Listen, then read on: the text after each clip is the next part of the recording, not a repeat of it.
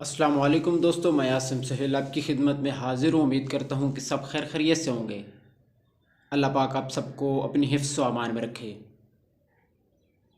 دوستو، شوگر کے مرض میں غذا کی جتنی اہمیت ہے وہاں پر پرہیز کی بھی اتنی ہی اہمیت ہے۔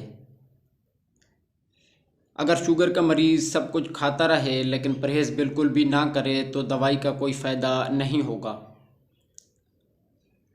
ان کا رزلٹ بالکل صفر ہوگا۔ تو اس ویڈیو میں ہم آپ کو ایسی غذائیں اور کچھ علاج اور احتیاط بتائیں گے جنہیں استعمال کر کے آپ کو ضرور کچھ نہ کچھ فائدہ ہوگا۔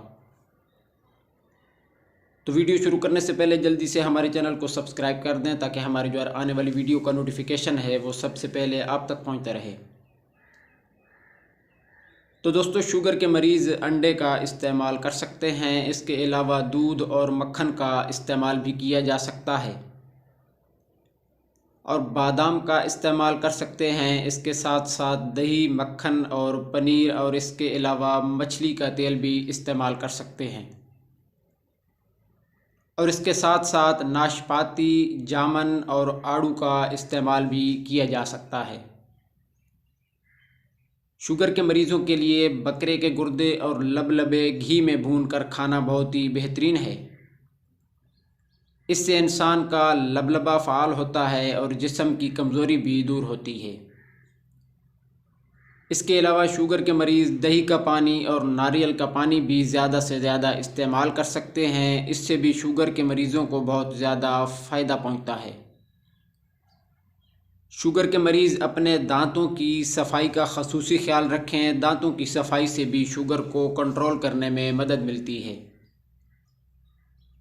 اگر احتیاط کی بات کریں تو میٹھی چیزیں خصوصاً مٹھائیاں، کولڈ ڈرنکس، گنا، انگور، آم اور خصوصاً چینی کا استعمال بالکل بھی نہ کریں۔ یہ سب چیزیں شوگر کو نقصان پہنچا سکتی ہیں۔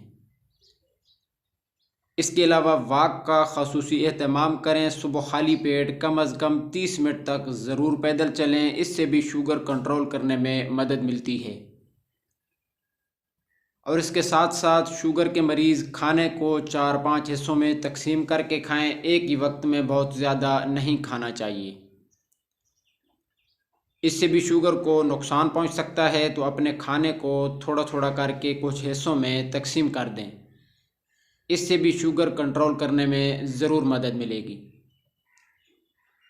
تو میرے دوستو، یہ سب کام کریں، اس سے آپ کو ایک ہی ماہ میں ضرور فرق محسوس ہوگا۔ یہ بیماری مکمل طور پر ختم نہیں ہو سکتی، بلکہ احتیاط اور کوشش سے کنٹرول ضرور ہو سکتی ہے۔